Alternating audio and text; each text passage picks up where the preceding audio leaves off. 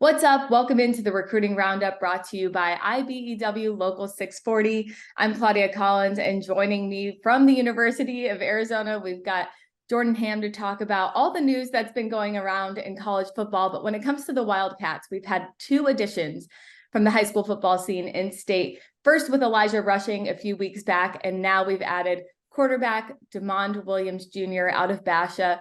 So I'll jump into the obvious question. What does this do for the future of Wildcats football?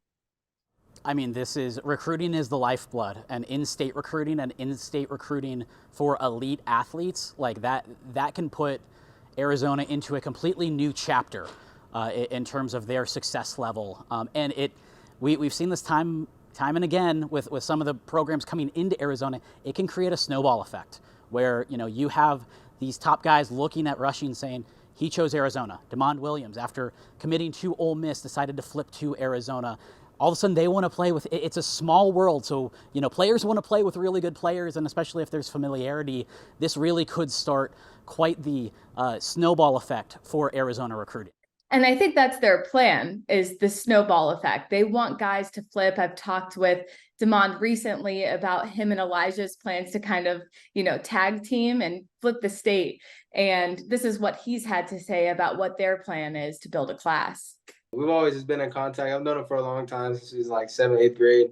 When I decommitted from Ole Miss, I kind of just hit him up and I was like, where your thoughts at, where your mind at? And he was just telling me about how much he liked U of A and how much he liked the idea of staying home. I feel like that kind of played a role in just having like another big name kid there and just really trying to help build a class.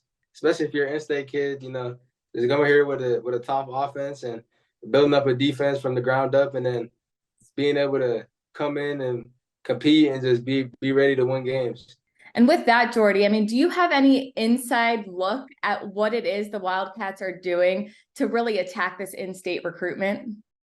I think it's the word that you used. It's attack. From the jump, when that staff got hired, they brought in a couple in-state guys right off the bat, and it's because they made that connection instantly and really, didn't wait for anybody to come to them. They really went out and tried to build those relationships very quickly, and they have a talent for it, and they've brought in quite a few really good coaches to do that. I think another note is the continuity with the coaching staff. They return all of their on-field assistants except for one. So this is a group that now has been together for 2 years at minimum to make sure that they really know the strategy both on the field and in recruiting. Jordy, thank you so much for that insight. Now, sticking with this in-state theme, we're going to head over to Cody Cameron to talk about the 3 newest additions from Arizona to Northern Arizona University. Cody, let's get into it. Thanks, Claudia. 2024 class in the state of Arizona is another loaded class, and the NAU Lumberjacks, a staff that always recruits really well in state, they are crushing it right now. And let's start up front with the beef. We got Dylan LaFlamme from Queen Creek High School, the Bulldogs, really well-coached football player. Head coach Travis Sherman does a great job with his offensive lineman, and this kid is a stud, absolute road grader, understands leverage really well. His blitz pickup is actually really impressive. When you watch this kid's tape, you can see the recognition of blitz pickup with that inside backer and outside backer floating in the C gap. He picks him up really well, drives his hips through his blocks, and he always finishes through the whistle. This kid is a stud. And also up front, one of our favorite players in the state, we got Centennial's Brady Bakke. This kid is legit on the field, in the classroom, and in the weight room. Another player who's really well coached, really strong. Parallel squats 500 pounds, and a kid who once again gets to the second level really nicely and just flattens inside backers when he's working second level, picking up secondary players. Athletic football player too, good bend. But if you see the trend here with the NAU staff, they're recruiting very well-coached high school football players in the state, especially up front.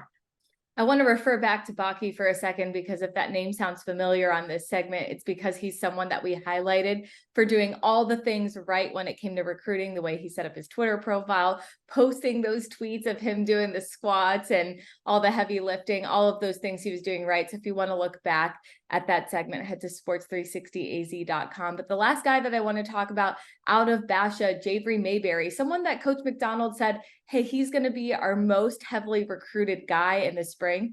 I would say he was. He also committed to NAU. So what does that do for the Lumberjacks?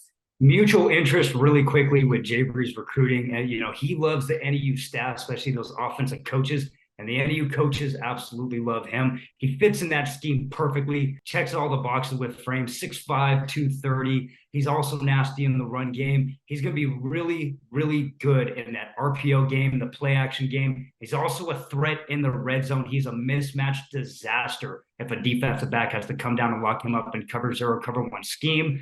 Coach Hoff, Coach Ball, all these NEU coaches are crushing it, and landing a player like Jabry Mayberry and in-state talent at Basha High School, the reigning state champs, is massive. I'm stoked for Jabry.